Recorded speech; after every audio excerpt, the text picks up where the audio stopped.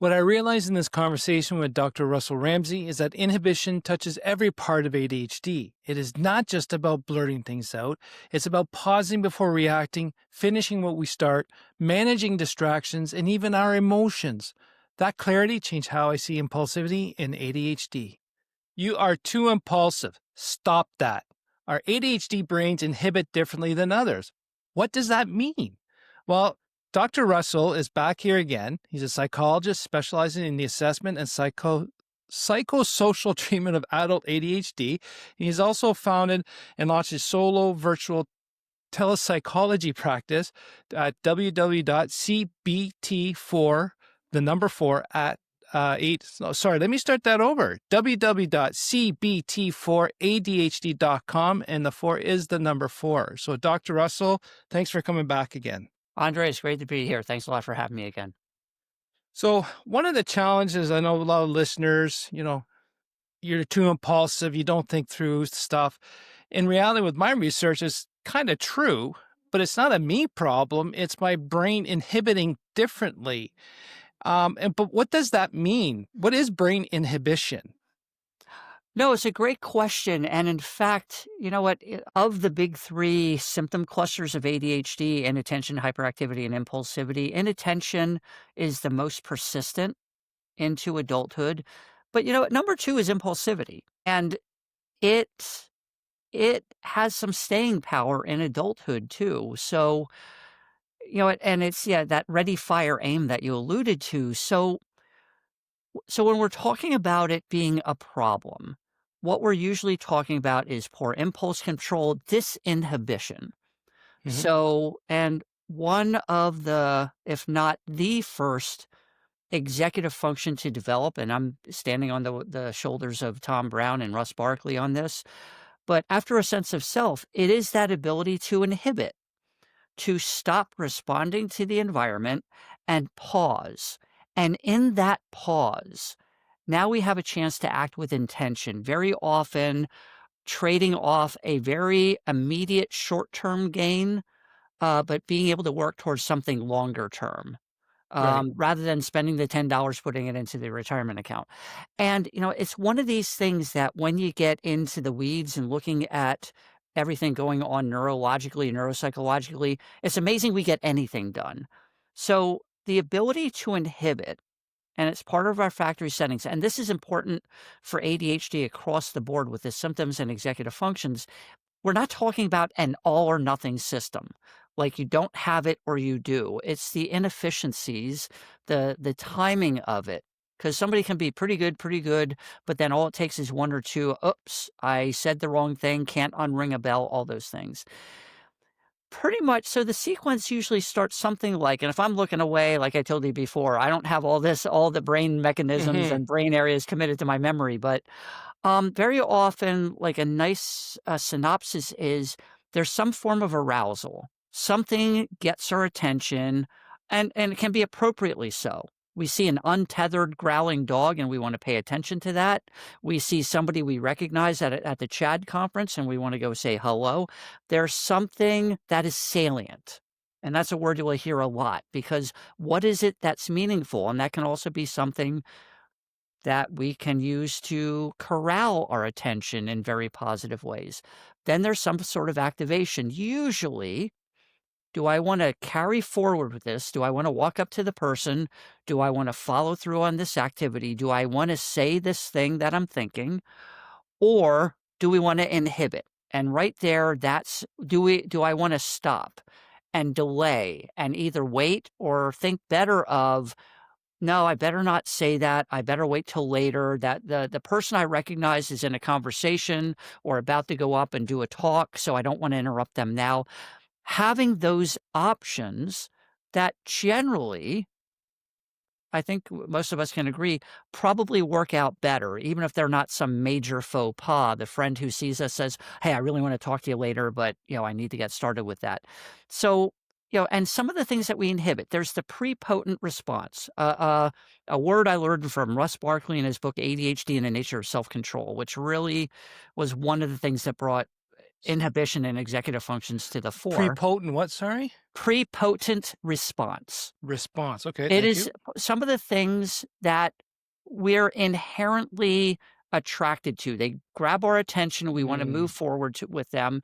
And the ability, and again, this is one of these generally uniquely human capacities to be able to inhibit that if it's not the best response right now. Now, that changes with age. We're going to have different expectations for a 4-year-old than we do a 24-year-old than we do a 44-year-old. yeah, fair enough. Um, so there's that initial being able to stop something that's automatic. The second a second layer of it is if we're engaged in doing something appropriately, the ability to stop what we're doing and then pivot to something else. So maybe Mm, we have 3 homework assignments and this one's going really well. Hey, this paper's really shaping up. It's pretty well done, but let me do spell check again. Maybe I can turn this into an A+ paper. So we do okay in that class, but we end up failing the other 2 classes because we never got around to the homework. This could also be the hyperfocus at times where it where it turns problematic because the right. hyperfocus sometimes can be very productive and helpful, but there are other times where we really want to do the pivot. Or this could be a pivot for sleep or exercise or a relationship, not just another homework assignment.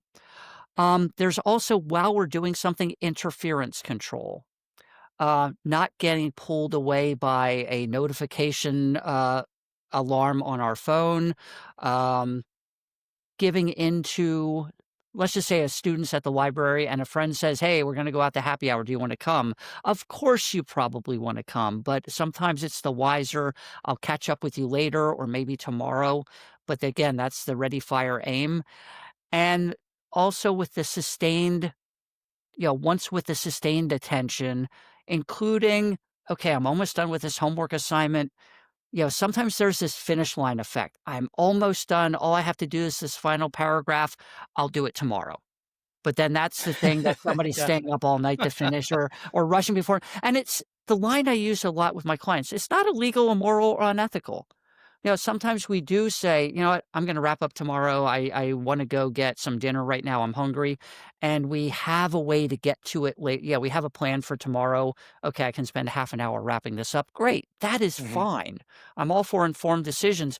But this is how the impulsiveness of ADHD, the disinhibition, can get in the way of the choreography. It gets in the way of time management. I have a plan, but I wasn't able to switch.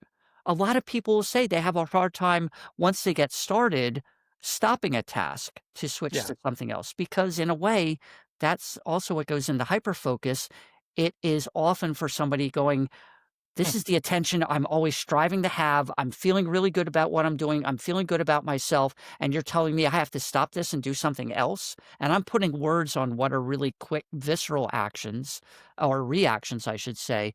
And one thing with this very long run on sentence, talk about disinhibition. I disinhibit any punctuation in my sentence.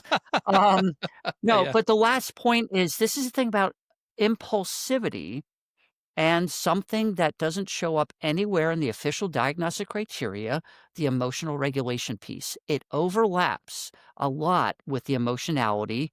And if we're talking about brain networks, it doesn't explain it all, but the amygdala, the limbic system, that is also part of motivation, but also part Yeah. of what we're inhibiting sometime as well.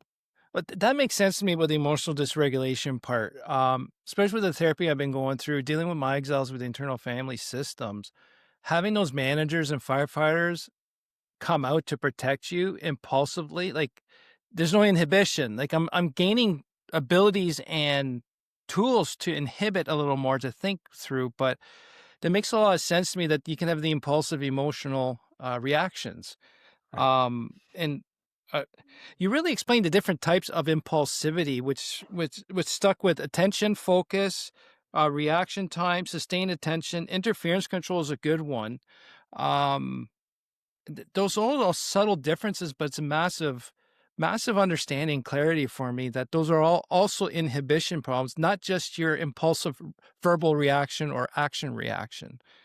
Right, And right. that makes a Even though big even though those count too. And again, I wanted to agreed, do credit agreed. to Russ Barkley and Tom Brown on this, But most standing people out the think it's just that one. Right, right. But you listed all the other ones, and to me, it's making a lot of sense, especially around the emotional regulation part. That's Right, that's right. that's huge. And it can be a good thing. It's that is what's motivation, the ability to feel like doing something that generally we don't feel like doing, but it's also the things that are intrinsically interesting, which is Yeah, motivating, which yeah, can be also positive and crucially important. And you know what? Sometimes faster is better, making a quick decision.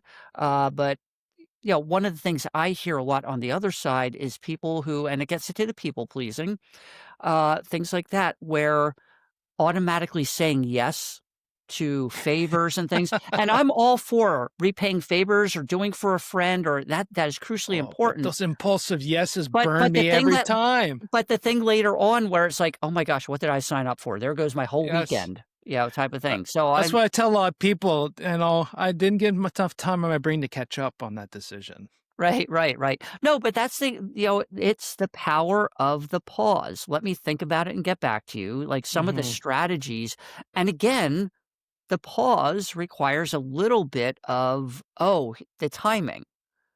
Yeah, Let me say this instead, and it is something that can be practiced like muscle memory, rather than saying yes and then, "Oh, no, what did I do?" And the one thing I talk about with clients too, because it can almost follow like the old playground rule. Well, no give backs. You said yes. And I yeah, guess, sometimes that's true. I said yes, I agreed to do it. I have to do it. But other times we can go back and say, you know what, I miscalculated or I realized I'm going to have to rescind my yes. We don't like doing that. But in terms of, the real world coping with sometimes when it gets away with us, there mhm, there are often some more even after the fact strategies, apologies, making yeah. amends, but also saying, what, it turns out I'm not gonna be able to help you that weekend. And I completely agree with you. These are skills that we can learn. Over my last 3 years, like, therapy helped a lot as well. Let's get the emotional regulation part under control, but these are skills. I am catching myself more and more pausing, but still not as fast as others, but it's just once you're aware of it and you know it, and it's not a fault. It changes the whole context of the conversation I have with myself now. I'm catching myself stopping and thinking more. While before it would have been an immediate, let's get this over with. Right, right. So the way you've been describing this, to me, the inhibition is not necessarily I think it's a strength, but once it's not managed, becomes a weakness. How does this differ between the ADHD brain and neurotypical brains? Because that's what we're really measured against, correct? Fair enough, yeah.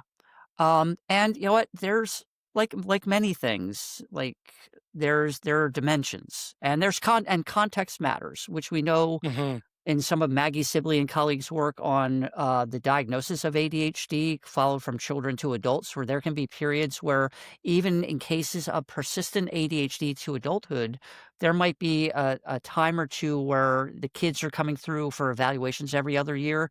They might be subclinical. They don't tick all the boxes for ADHD, even though, and that could be they had a really good supervising teacher, a really good Mhm. coach, or maybe in young adulthood, they have a schedule that was just right, not too busy, not too much free time, where it was like, okay, there was enough of a cadence that they say, hey, I was on top of things. Because sometimes, like even an intercollegiate athlete will say, I do with ADHD, I do better with the season when it's structured with practice, Mhm. games, supervised study times. Off season, when I have Freedom? ostensibly more time to Yeah. study, but then I don't get around to it till the last minute. So there are, and this also speaks to external controls that we can have around us, or alarms, or like we said, these coping tips. And I think that's where the internal family systems model. When I was in grad school, when I heard something similar to it was like the parts model. Oh, this part of you Yeah. does that, but I'd be interested to see. Yeah, I hear many clients with ADHD who've gone through it who found it helpful.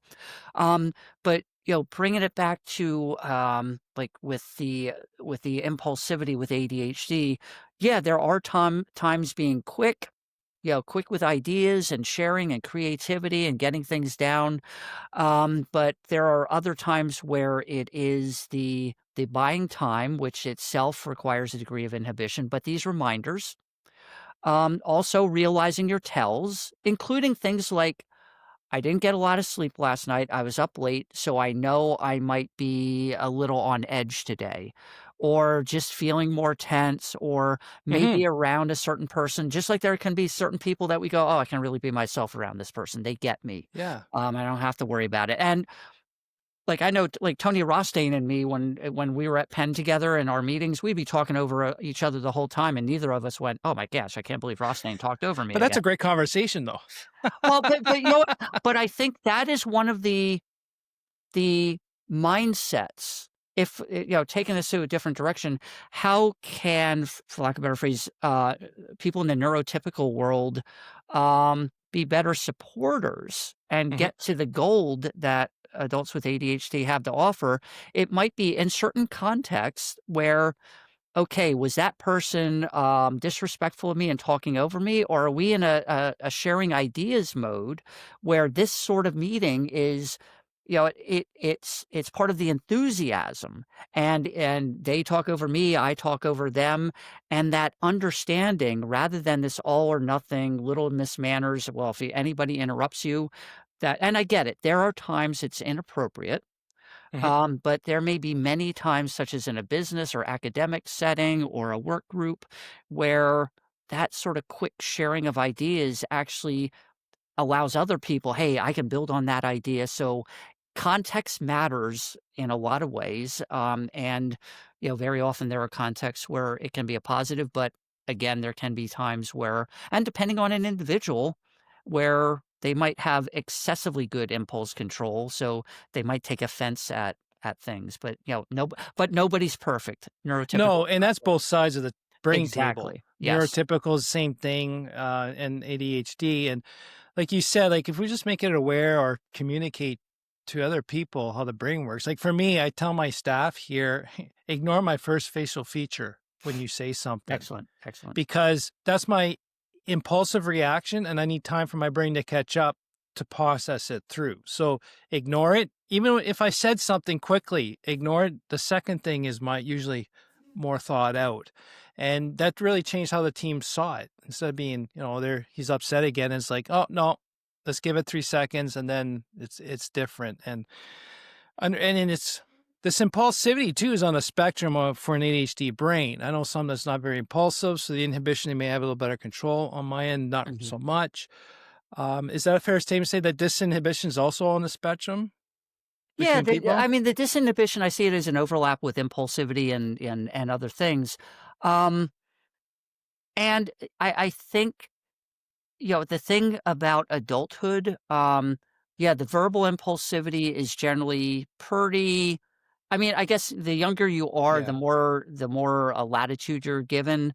But and there can be times we say the wrong thing, we share a secret we're not supposed to share, things like that. But there's also impulsive spending. Buying something. Now there's a right. lot of things like within a return window, we get it back, but then there's like, oh, I waited too long and now I just spent 29.99 on whatever book that I'm never going to read, type of thing. You know what? A core feature of procrastination is impulsivity. I know I plan to do this for the next hour, but let me do this other thing first.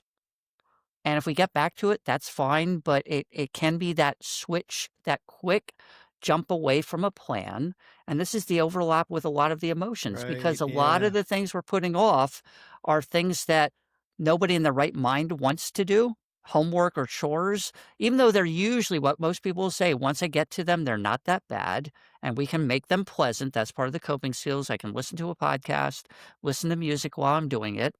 But at the moment, it's like this other thing just for a moment. And then that little bit of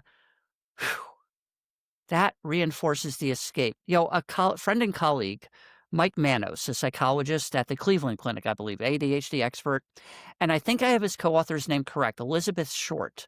They had a nice paper where they described the undone tasks as the main issue for folks with ADHD. That's a meeting point where procrastination, time management, not planning, not Hmm. choreographing the plan well. That's what that's the black cloud following people around. It's like, you got to finish me, you got to finish me, you got to finish me. But that makes it even more likely that because it builds up in our minds. Yeah. or in actuality. Now I have more work to do and less time to do it in. But that jumping away is another feature of impulsivity. Yeah, and so, spending, doom scrolling, social media, gaming, Right. it sounds a lot of and even the, substance use disorder, that's part of the impulsivity, with my alcoholism in the That's an past was excellent kinda, observation. like, very quick to say 1 drink, Yeah. which doesn't stay to 1, but, Yeah. I know it's I very don't good. wanna do it, but I can't not do it or something, the little Oh, decision in there. Yeah. you just yeah, I know I don't want to do it, but Right. I think that's a takeaway for the listeners right there. It's when I know I don't want to do it, but that's the impulsivity is actually problematic, the inhibition. Yeah, yeah, because, one more slice of cake or and I know that's Mhm. not the biggest thing we're talking about here, but, one more whatever, and there's a lot of justifications. They're called permission-giving beliefs, and, Oh that's yeah, a I'm really fit good for at that. well, you know what? And but also, some of, Laura Naus's work looking at, there were avoidant John Mitchell, I'm blanking on the other Arthur Anastopoulos and Nate Kimbrell. I got them all. They came up with the ADHD cognition scale, and what it was is 7 positive thoughts. I know this usually sucks me in, but I'll just do it for a minute.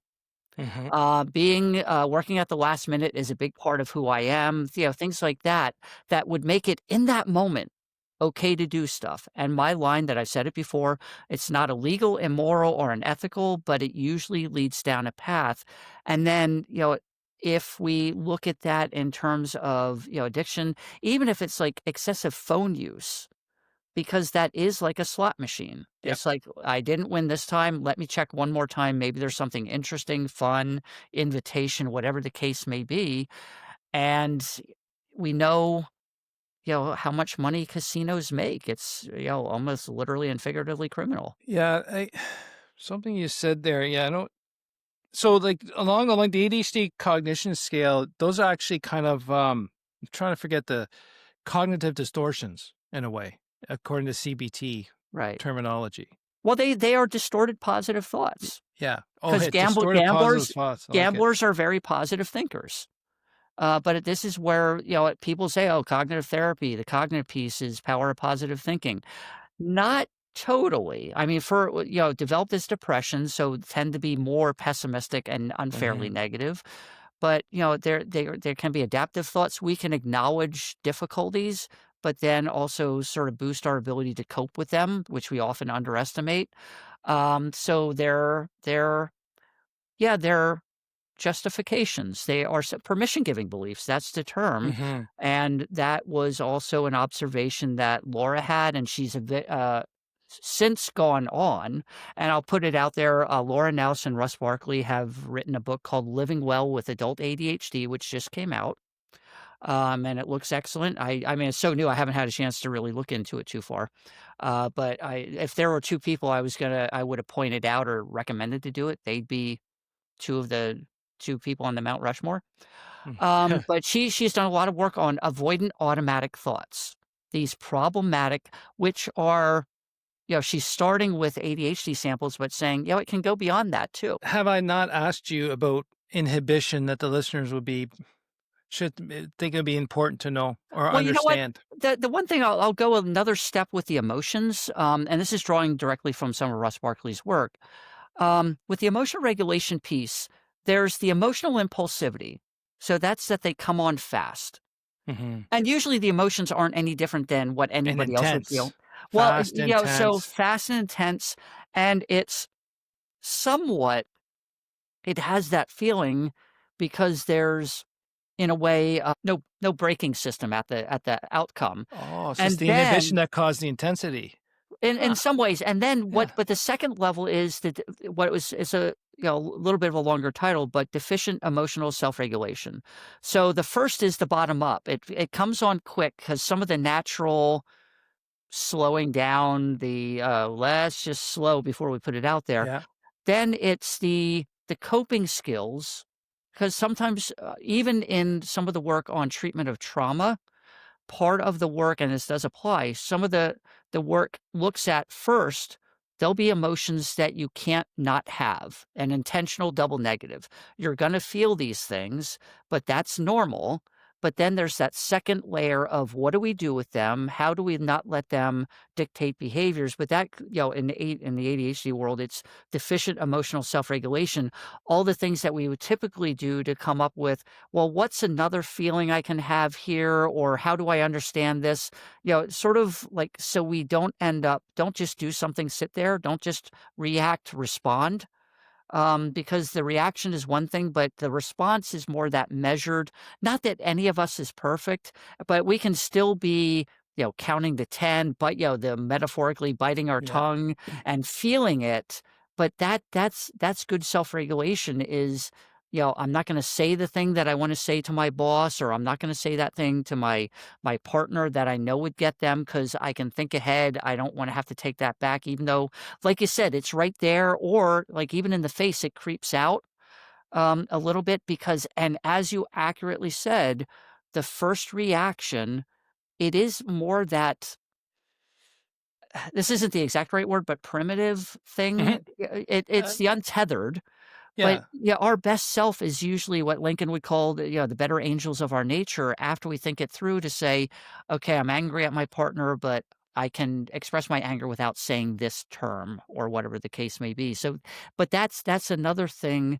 And Paul Wender in the early days of ADHD and one of the first people to identify adult ADHD, back in the 70s, but even going back to some of the medical literature people are picking up from the mid Mm. to late 18th century, like even before the Declaration of Independence, like emotions and that impulsivity seems to be a part of, in addition to the attention deficit, seem to be part of what we would now call ADHD, even though the emotions are nowhere in the official diagnostic criteria. Yeah, and I think while you're explaining the emotional side, that, if we gotta stop, we have to sit in those emotions, and it just kind of clicked with me with the work I've been doing. I'm actually more comfortable sitting with my emotions than I was 5 years ago. So I think that also helps the inhibition is how comfortable are you with your own emotions. So I think that's a good insight in sharing. No, but that was a nice, summary you just had right there because it's but that's what emotions, think about. Motion is in emotions, Hmm. and emotions are, because people say, "Oh, cognitive behavioral therapy doesn't care about emotions." No, absolutely we do, and the cognition was just another entryway into the braided cord of thoughts, feelings, and behaviors and relationships, I would add to Hmm. that to a degree. Um, but like you said, it's not always, I like the phrase that I picked up somewhere, being able to respond rather than solely react. Because Yeah. sometimes it's that first reaction, the response is, like you were saying, more representative of what we truly think and feel and how we want to be. So I thank you very much, sir. Like this is great. I got a lot more clarity on this, especially with all the different types of inhibition. Where like interference control is a big one, sustained attention, the emotional regulation, the verbal emotional impulsivity, really makes a big difference here. And like you said, that it's inhibition is the most persistent trait, ADHD trait that goes into adulthood. Sorry, and inhibition is up After the attention problems, after after the the attention, okay, yeah, fair yeah, enough. And inhibition is about stop responding to the environment and stopping before responding to the environment and right, reacting. And and this is what I wanted to have discuss here with the listeners is like impulsivity and inhibition is not a flaw or fault. It's just your brain's wiring. So we just need to work with it. It's right. like anyone else has something similar. So If I can share one of my favorite quotes yep. that I've run across and talked about, it's something along the lines of, "When you press a pause button on a machine, it stops. When you press a pause button on humans, we start." We start to Ooh. rethink, recalibrate, reconsider, and that's sort of what the executive functions do. It's like, do I really want to go down this path or that path? And towards those usually larger later goals, now that could be an hour from now, 5 minutes from now. Do I want to eat that, have that one more drink or whatever it is? It could be longer term, and none of us is perfect. That's what's so wonderful about it is that it's so hard, but that's something about the human species and some other, higher, social mammals that have rudimentary executive function. But that pause is, it is powerful. And on the other side, we're all imperfect. The relapse rate for this stuff for impulsivity is 100%. We will do it at some point. Yeah. But at least it gives us then an adaptive way to, all right, what happened and what can I do next time? So at least rather than working in harder and harder to control our impulses, maybe we can figure out something that contributed to it. And I think that's a really good way to end it is the perfectionism we've got to let go of. Inhibition is there. We can't do it perfectly. So to the listener, how is your perfectionism interfering with your inhibition? Is it, it won't get 100%, but as long as we have improvement, that's all we need. So thanks again, Dr. Russell. Where can people find you? You mentioned my website before, the letters CBT, not CBD. People get really excited, but CBT, number 4, ADHD.com. Cool. Thanks again for your time. And to you, the listener, thanks again for learning with me. We'll talk to you soon. Take care.